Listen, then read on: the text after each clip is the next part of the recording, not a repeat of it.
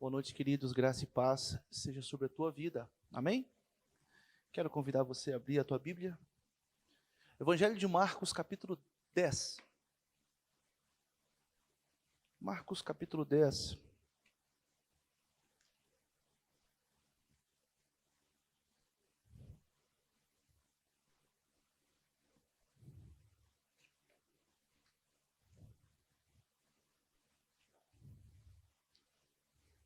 Verso 13 ao verso 16. Marcos 10, do verso 13 ao verso 16.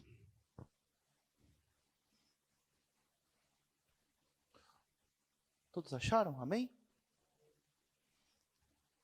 Diz assim o texto: Então trouxeram algumas crianças a Jesus para que as abençoasse.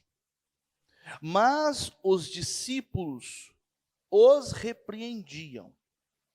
Jesus, porém, vendo isto, indignou-se e disse-lhes: Deixem que os pequeninos venham a mim, não os impeçam, porque dos tais é o reino de Deus.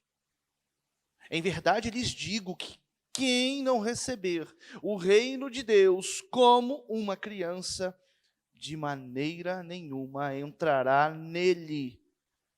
Então, tomando as crianças nos braços e impondo-lhes as mãos, as abençoava. Feche seus olhos, vamos orar. Santo Deus, eterno Pai, o Senhor que se fez carne, habitou entre nós, abençoou os pequeninos.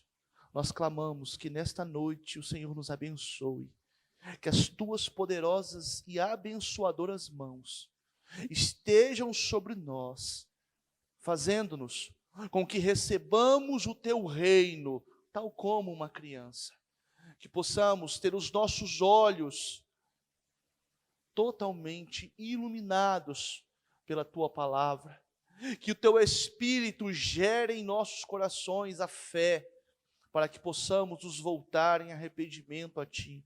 Senhor, precisamos de Ti, somos totalmente dependentes do Senhor.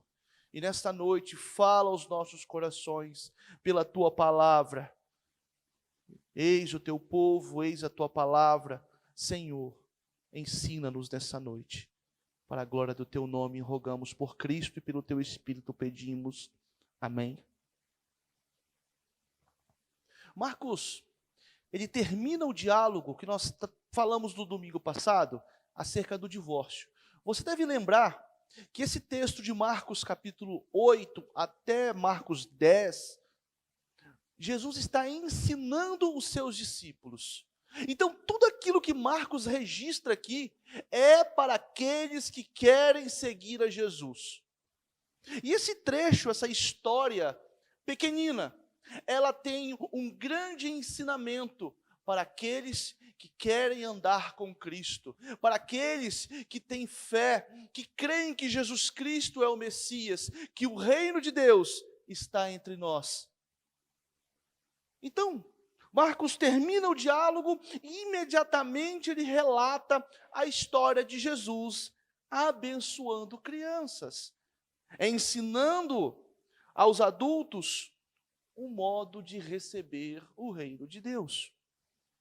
Bom, antes de entrarmos no texto, permita-me rapidamente pontuar algumas coisas importantes acerca do contexto histórico, social dessa passagem.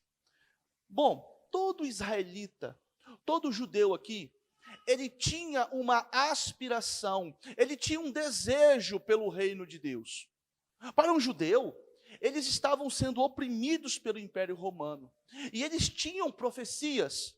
No Antigo Testamento, os profetas falaram de modo abundante que o Senhor traria o Messias. O reino de Deus seria instaurado ali naquele local. E quando isso acontecesse, eles iriam reinar por sobre toda a terra. Seria um tempo de paz, um tempo de alegria. Um tempo onde o profeta diz que o leão e o cordeiro irão pastar juntos. Essas imagens estavam nos corações daqueles homens. Porém, aqueles homens não sabiam como isso aconteceria. Duas grandes visões, ou dois grandes modos de esperar o reino, ou como que o reino se instauraria, eles permeavam a mente do judeu do século I. Havia um grupo que pensava que este reino messiânico, onde o Messias viria para governar, seria feito através de uma revolta armada, através das lutas, através de uma oposição militar contra o Império Romano. Se você lê o texto bíblico, você vai ver um grupo chamado de os Zelotes. Eram revolucionários. Inclusive, Jesus tem um discípulo chamado Simão, o Zelote, que abandona esta facção e começa a andar com Cristo. Observe que o desejo deles era o desejo de que o reino messiânico estivesse ali, que o opressor, Roma no caso, não mais oprimiria a nação judaica. Mas também haviam um outro grupo, um outro modo de ver como que o Messias viria. E este outro grupo era um grupo um pouco maior, porque eram os fariseus. Os fariseus eram os religiosos que eram mais próximos do povo. E estes fariseus, eles diziam assim: olha, o Messias virá, mas o Messias virá apenas quando nós estivermos vivendo de um modo santo. Enquanto estivermos pecando, enquanto vocês não estiverem observando a lei de Deus, nós não receberemos o Messias. Os fariseus diziam que a causa da opressão de Roma, ou seja, por que o Messias não vinha? Porque eles estavam pecando, eles não obedeciam. Então, através de uma reforma ética radical, o reino messiânico seria imposto. Essas eram praticamente as duas grandes visões da época.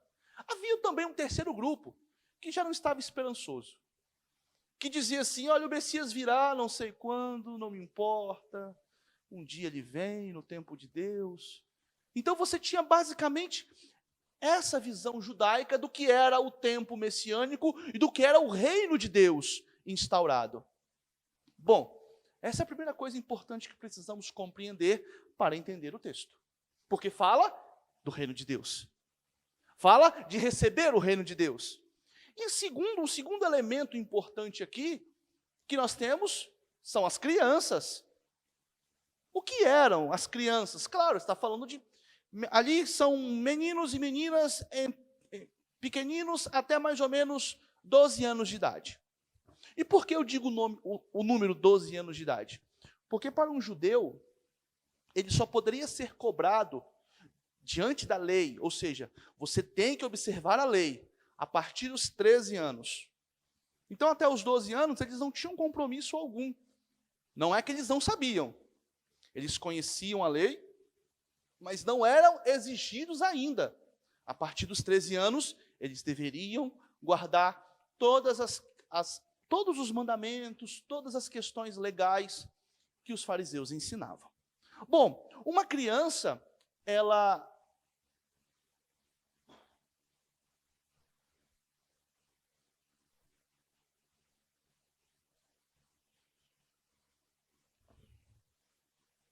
O inimigo aqui, irmão. Mas vai cair. Crianças, elas não desfrutavam de um privilégio social. Como eu já disse. Crianças não guardavam leis, não era exigido delas. E por isso, e por não guardar a leis, ou seja, muitas crianças não obedeciam a Deus. Não precisavam nem ouvir.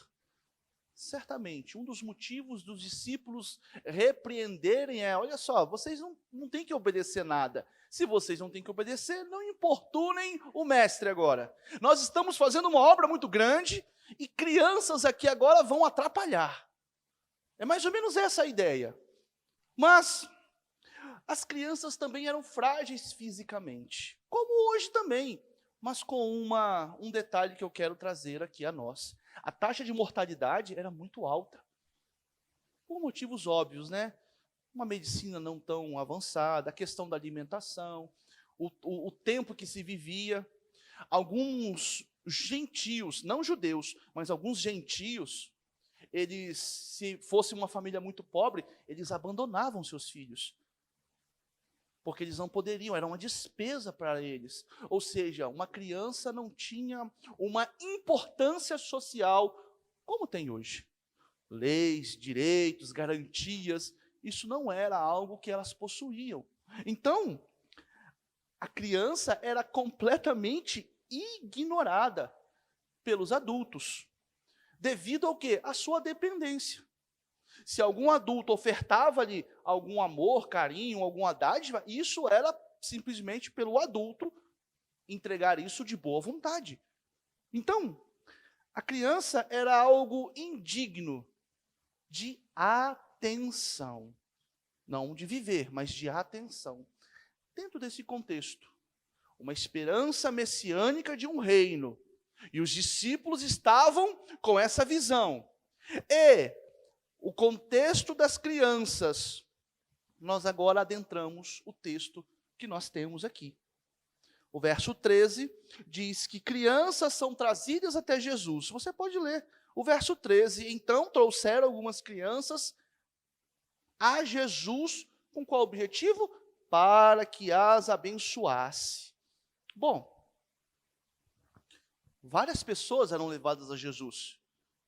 Enfermos, pessoas possessas. Várias pessoas eram levadas a Jesus para que ele as abençoasse. E no versículo 16 diz que ele o faz. Jesus abençoa impondo-lhe as mãos. Jesus impõe as mãos às crianças. Jesus, como o Messias, ele diz: vocês são abençoadas, remetendo àquela bênção que nós encontramos desde o tempo patriarcal. Em Gênesis 48, isso é muito claro para nós, no verso 14, quando Jacó, que tem o nome de Israel naquele momento, impõe as mãos sobre os seus dois netos, Efraim e Manassés, dizendo que eles seriam abençoados e que através deles todos os povos seriam abençoados. Ou seja, a promessa que Deus fez a Abraão estava tendo a sua permanência dentro da linhagem. As crianças estavam ali para serem recebidas, para serem abençoadas por Jesus. Mas o verso 13 nos deixa claro que os discípulos de Jesus repreendiam elas, repreendiam aqueles que levavam elas. Por que eles a repreendiam? Certamente, os discípulos não poderiam perder tempo. Não poderiam perder tempo com as crianças, porque estavam realizando uma obra grande. De fato, eles foram chamados por Jesus. De fato, eles estavam trabalhando no reino. Eles estavam expandindo o reino. E na mentalidade deles ainda, aquele momento seria um momento que atrapalharia, pois Cristo estava numa obra grandiosa demais, para que pudesse dar atenção a seres tão insignificantes socialmente falando, a seres que não tinham tanta importância, tanta relevância naquele meio. Bom, eu separei um dito rabínico acerca de dar atenção às crianças. E esse dito rabínico, ele expressa como que os discípulos aqui tinham em mente o tratamento para com os pequeninos. Olha o que diz um dito rabínico. O dito rabínico era como se fosse uma instrução para como você lidar com as coisas da vida. E com relação às crianças, um rabino dizia assim: dar atenção às crianças é uma coisa perniciosa, é uma perda de tempo. E ele compara como beber muito vinho ou associar-se com os ignorantes. Observe que o rabino aqui está dizendo, não perca tempo dando atenção a crianças, porque elas não podem oferecer a você nada. Ele a compara como se embriagar e compara como associar-se a pessoas ignorantes. Você vai perder o seu tempo, você vai ser atrapalhado, você não vai obter de forma alguma nenhum benefício. Bom, provavelmente era esse o motivo de que os discípulos afastavam essas crianças. Mas o verso 14, Jesus trata de modo diferente. Jesus não tinha esse pensamento. Jesus, mesmo diante de sua grande obra, e para que você tenha uma noção, ele está indo para Jerusalém aqui. E nós sabemos que em Jerusalém, ele é morto. Em Jerusalém, ele vai ser crucificado. Ou seja, Jesus está caminhando para a sua grande obra, mas esse Senhor, esse Messias, que é o verdadeiro Deus, o verdadeiro Rei, diferentemente dos discípulos e daqueles rabinos e daquela sociedade da época, daquele reino deste mundo, aquele reino secular e caído, Jesus tem tempo para os pequeninos. Jesus tem tempo para dar atenção àqueles que são invisíveis à sociedade. E Jesus para. Diz o verso 16, que ele impõe as mãos e abençoa. Mas antes disso, ele faz uma grande repreensão aos discípulos. Observe no verso 14. Jesus, porém, vendo isto, o quê? A repreensão. Indignou-se. Observe que Jesus foi movido de uma grande indignação. Não era uma coisa pequena. Era uma coisa que mexeu com ele. Isso está completamente errado. E ele diz, de modo bem claro, de modo imperativo, deixem que os pequeninos venham a mim. Ele repete, não os impeçam. E ele diz o motivo, porque dos tais é o reino de Deus. E aqui, Jesus vai ensinar algo grandioso àqueles adultos. Jesus vai ensinar algo grandioso acerca do reino àqueles discípulos. Jesus está dizendo, o reino de Deus está chegando. Mas aqueles que vão receber este reino, devem recepcionar este reino, tal como uma criança recebe. Aquele que tem tempo para as crianças, enquanto está a caminho do Calvário, ainda ama e as abençoa. O que nós vemos? Jesus e a sua amplitude do amor. Jesus tem o seu amor para com todos, até mesmo com aqueles pequeninos. O relacionamento é o grande poder do reino. O que Jesus está mostrando aos discípulos. O poder que este reino virá. O poder que este reino surgirá. Não é o poder das armas. Não é o poder da revolta. Não é o poder militar. E tampouco é o poder do mérito. Tampouco é o poder da santificação pessoal. O poder é o poder do relacionamento daquele que é grande e se faz pequeno. É o poder daquele que tem todo o poder, e agora está estendendo as suas mãos a pessoas, estendendo as suas mãos a seres que precisam e carecem da sua glória, que carecem do seu favor. E Jesus termina no verso 15, dizendo que, em verdade lhes digo, quem não receber o reino de Deus como uma criança, de maneira nenhuma entrará nele. Jesus faz uma comparação aqui. Jesus não está dizendo que nós temos que ser crianças. Jesus não está falando em hipótese alguma aqui, que nós devemos imitar qualidades infantis, inocência, pureza e humildade. Não é isso. Antes, ele diz, é que devemos receber o reino de Deus do mesmo modo como uma criança recebe alguma coisa. Uma criança não tinha dignidade alguma, não podia reivindicar nada. O que ela recebia com confiança. Ela recebia sem ter como retribuir. Ela estava num relacionamento totalmente dependente.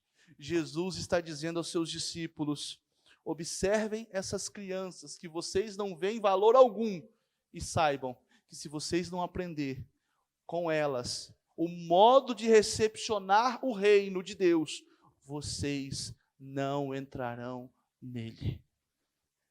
Jesus revoluciona aquela sociedade com este ensino. Este ensino quebra paradigmas. Alguém diria: como pode uma criança me ensinar alguma coisa? Jesus aqui está mostrando como uma criança pode nos ensinar. Como uma criança recepciona o reino. Por isso que Jesus diz: o reino é das tais, daqueles que estão numa dependência de Deus, daqueles que sabem que não podem e não merecem coisa alguma. E a pergunta que surge é: como uma criança recebe alguma coisa? Crianças não podem reivindicar nada. Portanto, aqueles que vão receber o reino, não receberão o reino por reivindicação militar. Nós lutamos, nós vencemos, o reino nos pertence. Crianças só recebiam o que lhes era ofertado. Crianças não podiam fazer escolhas. Eles recebiam apenas aquilo que era ofertado a elas. Ou seja, recebiam de bom grado aquilo que os adultos lhes davam. Se uma criança era bem tratada, isso era fruto do amor e da generosidade de alguém. Portanto, era assim que as crianças recebiam as coisas. E os discípulos, nós, aqueles que estavam aqui, nós hoje, da mesma forma, devemos confiar em Deus e receber dele o reino como um dom de sua graça. E a pergunta que podemos fazer: o que é o reino de Deus? O reino de Deus deve ser entendido a nós como a nova criação. Observe Gênesis 1, verso 1. No princípio, Deus criou céus e terra.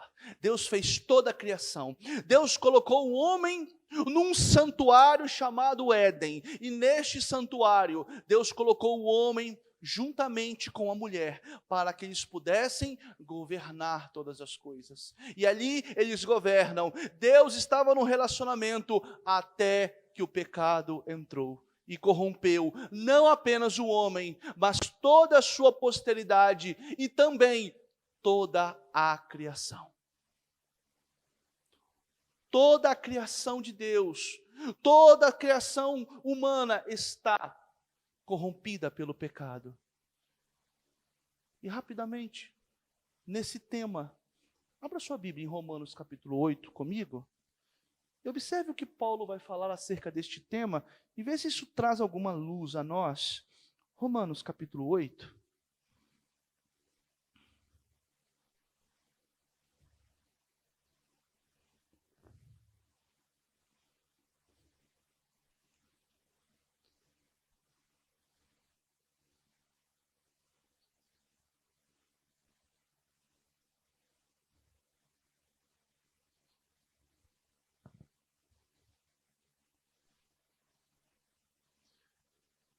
Vamos ler a partir do verso 18. Paulo diz assim, à igreja. Paulo diz: porque para mim, verso 18, tenho por certo que os sofrimentos do tempo presente não podem ser comparados com a glória a ser revelada em nós. Então, Paulo está dizendo, tem sofrimento hoje? Tem, não tem? Mas estes sofrimentos desta terra e desta era se comparam com uma glória que vai ser revelada? Ele está dizendo, não. O sofrimento é grande, mas a glória é muito maior. E observe o verso 19. A ardente expectativa da criação. Criação agora é todas as coisas criadas. Céus, terra, natureza. Elas estão expectando, elas estão esperando. E é uma expectativa ardente. Diz assim, a ardente expectativa da criação aguarda a revelação dos filhos de Deus. Esta revelação é quando todas as coisas forem restauradas. Os filhos de Deus serão restaurados em sua plenitude. Este é o último dia. Então, a natureza está esperando algo grandioso da parte de Deus, para que os filhos de Deus a governem em santidade. E observe agora, continuando. Pois a criação, este mundo, está sujeita à vaidade, não por sua própria vontade. Animais não pecam, minerais não pecam, pedras, rochas, ventos não pecam, porque não são seres morais e racionais. Mas, por causa de seres morais e racionais como o homem, eles foram colocados numa condição de pecado. Diz aqui, mas por causa daquele que a sujeitou, na esperança de que a própria criação será libertada do cativeiro da corrupção, para a liberdade da glória dos filhos de Deus. Verso 22. Porque sabemos que toda a criação, a um só tempo, geme e suporta angústias até agora. E não somente ela, mas também nós, a igreja que está aqui, que temos as primícias do Espírito, igualmente gememos em nosso íntimo, aguardando a adoção de filhos e a redenção de nosso corpo.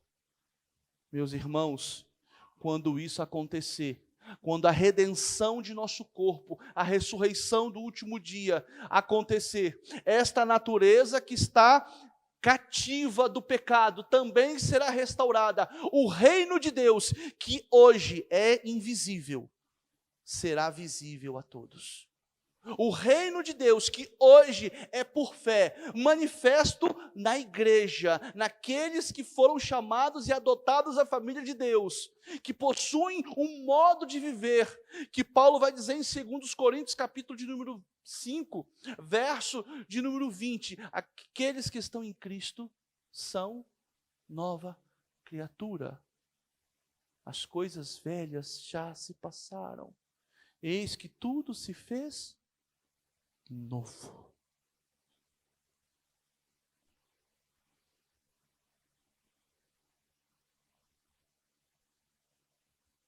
É 5:17, me perdoe. Meus irmãos, precisamos compreender que o reino de Deus, que hoje é por fé, o reino de Deus que hoje está sendo, que foi trazido a nós, que nós vivemos nele, nós precisamos compreender que para recepcionar este reino, devemos recepcioná-lo tal como uma criança. Ele não está visível, ele não está patente, ele não está manifesto ainda, mas se manifestará. Neste reino não há pecado, neste reino não há mentira, neste reino Cristo é o representante, o mediador, o rei. Neste reino só existem os santos de Deus, vivendo para a glória de Deus. O que nós aguardamos? Que o reino de Deus venha. Pois é assim a oração do Pai Nosso. Venha a nós o teu reino, porque este reino, esta criação, está corrompida, está manchada pelo pecado. E como? E como devemos receber? Devemos confiar em Deus e receber dele este reino como um dom de sua graça. Duas coisas importantes. O reino de Deus não pertence aos que se acham dignos. Pastor, eu mereço o reino. Eu sou santo. Pastor, eu não mato. Pastor, eu cumpro as minhas obrigações. Eu frequento o culto. Isso me faz merecedor do reino. O reino não é por mérito. O reino é por graça. Enquanto você não entender, tal como uma criança que sabe que é insignificante, que é pecador, se você se sente assim hoje, pastor, eu sou pequeno, pastor, eu não mereço, glórias a Deus, você já está entendendo, o reino de Deus está próximo. Para recepcionar o reino, você não precisa fazer grandes coisas, mas você precisa ser nada, você precisa ser insignificante. O que você precisa é confiar pessoalmente naquele que doa, naquele que entrega o reino. E segundo, o reino também não é um poder que provoca um grande temor em que as pessoas são obrigadas a se curvar. Os judeus queriam, pela força da espada, impor o reino. Jesus está dizendo, o reino não é assim. O reino não é pela força. Falta poder em Jesus Cristo para isso? Não. Mas o reino não é por imposição, não é por força, não é por violência, diz o profeta Zacarias, mas é pelo meu Espírito. É assim que funciona no reino. É pela fraqueza. Deus escolheu as coisas insignificantes deste mundo, as coisas loucas, e por coisas insignificantes e loucas, você deve pensar naqueles que não têm influência social alguma, naqueles que não têm poder monetário algum. Deus não chamou ricos, Deus chamou pobres. Se você olhar, você vai ver 12 homens que pouca coisa tinham, influência nenhuma. Jesus não chamou nenhum imperador, Jesus não chamou nenhum grande, nenhuma potestade, mas fez destes pequenos o seu reino. O mundo foi colocado de cabeça abaixo. Meu irmão, quando alguém falar para você assim, o cristianismo foi uma religião inventada lá no Império Romano, na era constantiniana, no século IV, meu irmão, quando você lê a história da igreja, você não vai ver nenhum juiz, magistrado. Você vai ver um monte de pescador, trabalhador, um monte de gente iletrada, com apenas uma mensagem: arrependam-se, creiam no Evangelho. Apenas isso. Porque o poder nunca esteve e nunca estará no mensageiro. O poder sempre esteve e sempre estará na mensagem do Evangelho de Jesus Cristo, porque ela é operada pelo Espírito.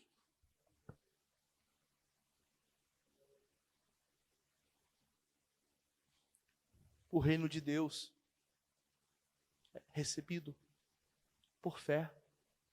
O reino de Deus é recebido como uma criança recebe as suas dádivas.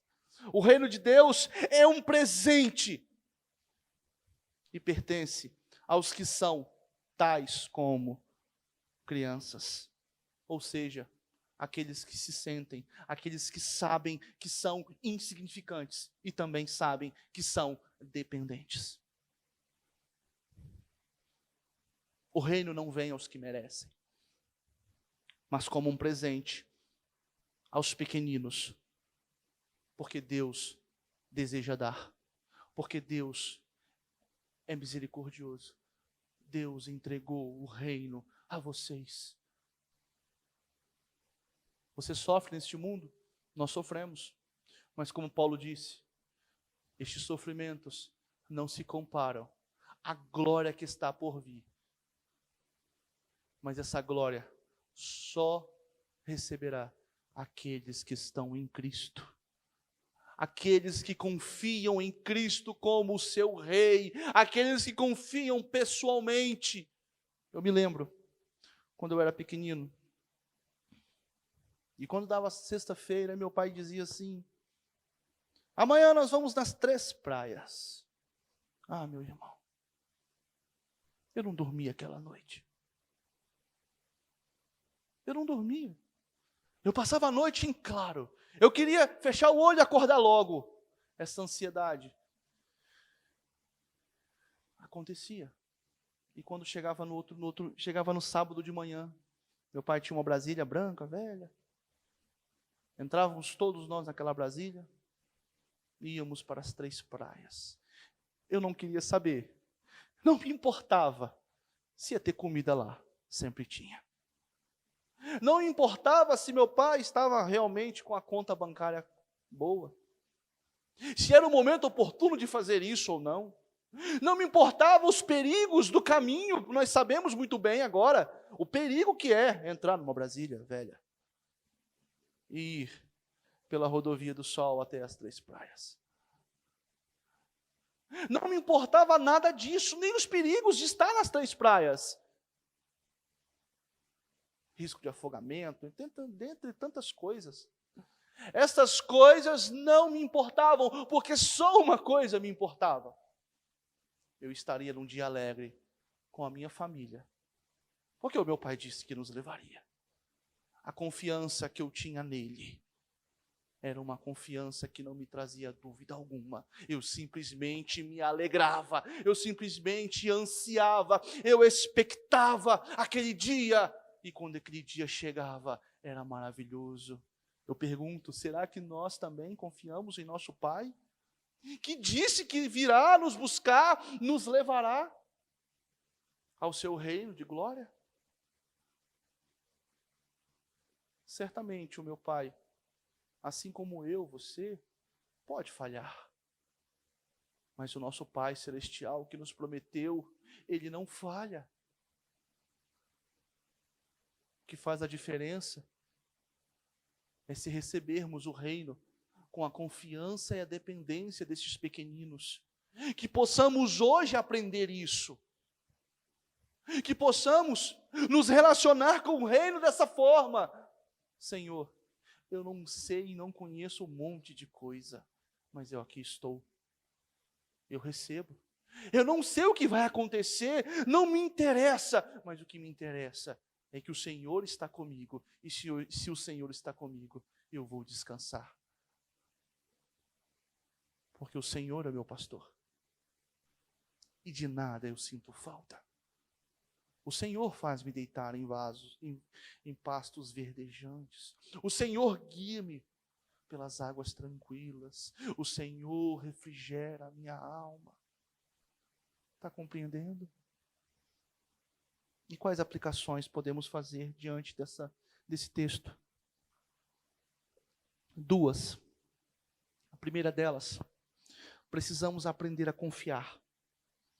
E isso envolve dependência total de Deus. Tudo o que vem de Deus. E observe, tudo o que vem de Deus deve ser recebido com graça. É bom? Trouxe conforto e alegria? Graças a Deus. É aflição e dor? Graças a Deus. Porque todas as coisas contribuem e cooperam para o bem daqueles que amam a Deus e são chamados segundo o seu propósito. Eu não posso mensurar o agir de Deus ou a recepção de uma bênção pelo seu conforto. O mesmo pai que me levava para as 3 praias era também um pai que me corrigia quando eu fazia algo errado. E me deixava de castigo e eu chorava. depender de algo, depender de alguma coisa da criação. E quando eu falo depender, é depender totalmente. É não depender de Deus. E muitas vezes estamos dependendo de modo exclusivo da riqueza. Ah, se eu fosse mais rico, pastor, eu seria mais feliz. Se eu tivesse um pouco mais de grana, aí eu poderia ser cristão. Eu poderia fazer as coisas de modo muito melhor. Não dependa de riqueza, meu irmão. Dependa de Deus. Alguns dependem de aceitação. Alguns estão paralisados porque simplesmente não são aceitos, como crianças não eram. Estão esperando receber uma dose de aceitação da sociedade e buscam e lutam por isso. Estão aí fazendo militâncias. Eu preciso ser aceito, eu preciso me impor. Enquanto isso não acontecer, não tem como depender de Deus, e é verdade. A palavra de Deus é: livre-se dessa dependência da aceitação e seja feliz com, muitas vezes, a rejeição. Jesus falou algo assim em Mateus capítulo 5, bem-aventurados sois vós quando vos injuriarem, mentindo disserem todo mal contra vós. Bem-aventurados sois vós quando vos perseguirem. Meus irmãos, nós somos chamados a sofrer por Cristo, porque Cristo sofreu por nós. E não se esqueça que Ele é santo e nós não. Precisamos abandonar a dependência das emoções. Pastor, quando eu estiver totalmente equacionado emocionalmente, eu vou servir a Cristo. Mentira. Nós não encontramos equilíbrio, nós não encontramos amor maior, nossas emoções não podem estar plenamente satisfeitas, senão no Criador. Nossas emoções não podem estar na criatura, sendo ela qual for. Nossas emoções não estão em nossas famílias, cônjuges, filhos, pais, amigos. Em nada a nossa dependência está em Deus. Jesus disse: quem não abandonar pai, mãe, filhos, mães, esposa, esposo, por amor a mim, não é digno do reino. Cristo abriu mão de toda a sua glória para que nós pudéssemos receber o reino dele. E você é chamado a abrir mão de toda a sua vida.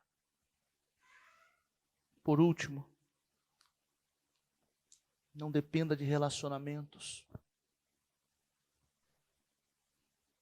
Dependa do único relacionamento que é importante para você e para nós: Cristo. O homem e a criatura pode falhar conosco. Podemos ser abandonados. Paulo foi um homem que abriu mão de toda a sua vida por amor à igreja. E no final, obrigado, querido. E no final, na segunda epístola a Timóteo, ele fala que foi abandonado. Mas o Senhor esteve com ele em todos os momentos. E Ele nos prometeu que jamais nos deixaria. Dependência de Deus se manifesta também no modo como vemos o mundo. E quando eu falo no modo que vemos o mundo, vemos as coisas, no modo como vemos o trabalho, como vemos a sociedade, no modo como vemos os relacionamentos, o casamento, a vida profissional, os desejos, até mesmo o lazer. Tudo isso, o modo como vemos o mundo, mostra a nossa dependência de Deus. E quando eu me lembro disso, eu não posso não trazer à memória Daniel. No capítulo 6, você chega em casa e dá uma lida. Daniel era um homem importante dentro do Império Persa. E fizeram ali um complô contra Daniel. O rei Dário fez um decreto, dizendo que se alguém fizesse, no período de 30 dias, um pedido a qualquer outro Deus, que não fosse o rei, seria jogado na cova dos leões.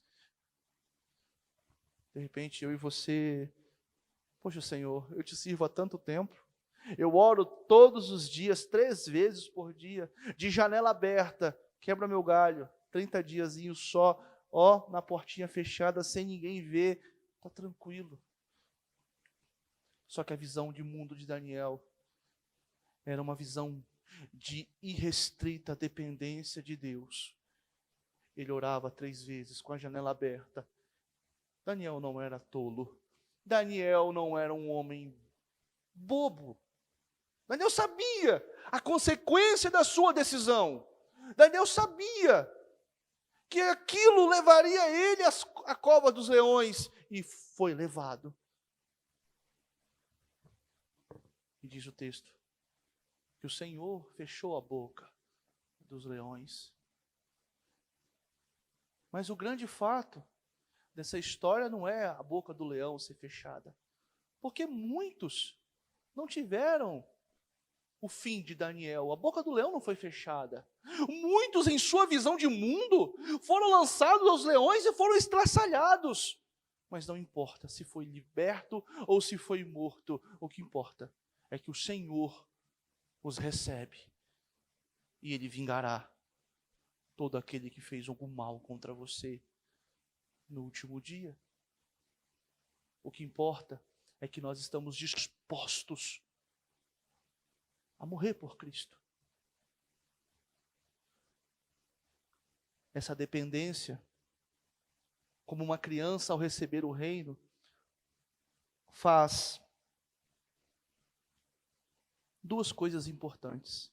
Primeira, nos faz descansar na providência de Deus. Providência, tudo aquilo que Deus, é a forma como Deus governa o mundo. Do nosso modo de governar, nós somos os protagonistas e tudo é para nós. O nosso time sempre ganha, o melhor salário vai ser o nosso, eu sempre vou vencer, eu vou acordar de manhã cedo, o sinal vai estar sempre aberto, fechado para todo mundo.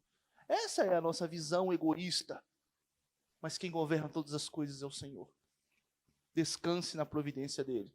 Descanse de que Ele está conduzindo você do cativeiro do pecado, a nova Canaã, a nova Jerusalém, ao reino dEle. Mas nesse trajeto, Ele está nos sustentando através do deserto.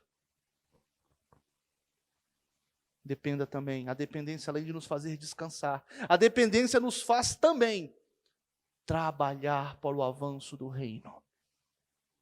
Depender de Deus envolve também o trabalho, envolve também estar envolvido com o avanço do Evangelho, porque aquele que recebeu o reino sabe a alegria que é e não pode não compartilhar esta boa nova. Segundo ponto, precisamos de uma visão adequada do reino de Deus em relação aos pequeninos. A obra de Deus, e aqui eu quero falar a nós, aqueles que usam a alcunha reformados. Permita-me aqui, aquela famosa, vamos lavar roupa suja? Vamos lavar em casa aqui, isso é para nós agora. A obra de Deus não pode ser impedimento para as pessoas. Para pessoas que não possuem poder, influência, e escute agora o conhecimento que você tem. Quantas vezes pecamos gravemente contra pequeninos, Porque não sabem fazer uma exegese como nós. Porque não sabem fazer uma hermenêutica como nós. Porque distorcem o texto. E distorcem não de modo intencional. Porque faltam recursos a eles. E nós fazemos o quê? Os massacramos. Mas esses pequeninos estão avançando. Porque o poder não está no mensageiro, o poder está na mensagem. Quantas vezes anamatez... Meus irmãos, é uma coisa que eu tenho vergonha quando eu falo isso.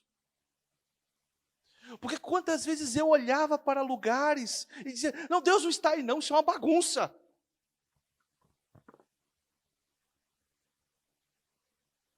Eu dizia que aquilo era um anátema, aquilo era uma maldição, Deus não está ali. E tinham pessoas simples ali. Pessoas que foram tiradas do álcool, pessoas que foram tiradas do mundo das drogas, pessoas que foram tiradas da prostituição, pessoas que eram invisíveis. Essa semana eu fui impactado por um homem chamado César Moisés, um homem inteligentíssimo. Ele disse algo que eu falei, meu Deus, eu consigo chorar. Sabe por quê? Ele diz assim, olha, muitos acusam o movimento pentecostal de ser um movimento que não faz obra social. De modo institucional isso é verdade. Mas não teve um movimento no Brasil que mais trouxe drogados, bêbados, mulheres, homens totalmente inúteis para a sociedade. Ele diz assim, o gari que de manhã está varrendo a rua, à noite ele põe o seu terno, vai à igreja. E ali ele é alguém importante. E ali ele é inserido numa sociedade. E ali ele começa a falar do evangelho. Ali ele é usado por Deus. E pessoas grandes estão sentadas ali ouvindo. Eu falei, meu Deus. O evangelho é para todo homem. O evangelho é para todo, não é apenas para a mente, não é apenas para a intelectualidade. O evangelho é para tudo. Que instituição social faz isso? Só o evangelho tem esse poder. Fazem exegese errada? Fazem. Verdade. Ninguém está dizendo que não faz? Faz. Faz. Mas foram esses pequeninos que Deus usou. E tem usado. Então, como nós temos tratado? Como nós que temos recebido graça, temos recebido instrumentos, recursos, meus irmãos, dentro do reino, o que o maior faz com o menor? A gente esquece disso. De fato, você é o maior mesmo. De fato, você conhece mais. De fato, você tem uma exegese melhor. De fato, você tem um entendimento melhor. De fato, você tem uma igreja bíblica melhor. De fato, você tem. E o que você faz? Machuca, ofende. Você precisa recepcionar o reino como uma criança, pois do contrário, você vai ser um fariseu, um religioso fora do reino.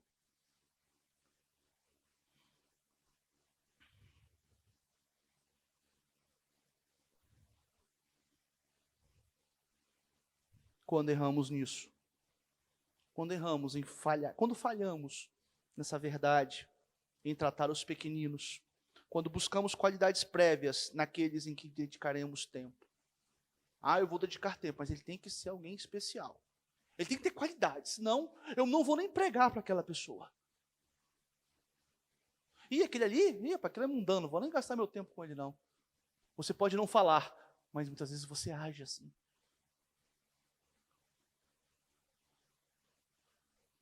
Mais uma vez vou falar aos reformados, a nós. O hipercalvinista, só rapidamente, o hipercalvinista é aquele cara que entendia, tudo bem, isso lá no século XIX, ele entendia que para você pregar o evangelho para alguém, este alguém tem que ter uma evidência de que nasceu de novo. Do contrário, você não prega o evangelho para ele, porque você estaria lançando pérolas a porcos. Aí você diz, misericórdia, pastor. Eu não penso assim, não. Isso é autocalvinismo, hipercalvinismo. Eu não sou assim. Não, não. Eu creio na doutrina correta. Aí você vai para a vida comum. O cara falou assim, rapaz, eu estava lendo um livro de Spurgeon. Aí ele só cita uma frase, pronto.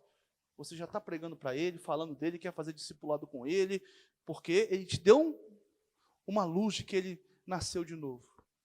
Mas o outro que está falando de outra coisa, o outro que está totalmente massacrado pelo pecado, escravizado por este mundo, você passa de largo. Isso aqui dá muito trabalho. Isso aqui não. Esse aqui vai dar muito esforço. Vou buscar o que tem menos esforço, aquele que já está parecendo. Para esse aqui, escorrendo está próximo. Deixa eu pegar esse daqui. Deixa eu falar do evangelho para esse aqui que consegue dialogar comigo. No fundo, eu quero fugir do esforço. E principalmente da rejeição. Não tenho coragem de falar, pois eu tenho medo de ser rejeitado. E qual o problema nisso? Jesus nos falou diversas vezes. Em alguns lugares, ele foi recepcionado. Em outros, rejeitado. Nós não fomos chamados para ser o sucesso nesse mundo. É frase de José Mabessa, mas é verdadeira. Como pode o crente querer ser um sucesso neste mundo, sendo que ele foi chamado para morrer para este mundo? E por último, o poder não está em nós. O poder não está em nosso esforço. E quando nós fazemos isso, quando nós avaliamos as pessoas pelo aquilo que nós passamos, por aquilo que nós conseguimos, isso é um grande problema. Você diz, olha, mas eu aceitei Jesus Cristo. Mas eu li o Catecismo Batista, eu li a Confissão de Fé, eu estou aqui todo domingo. Eu estou aqui fazendo a obra.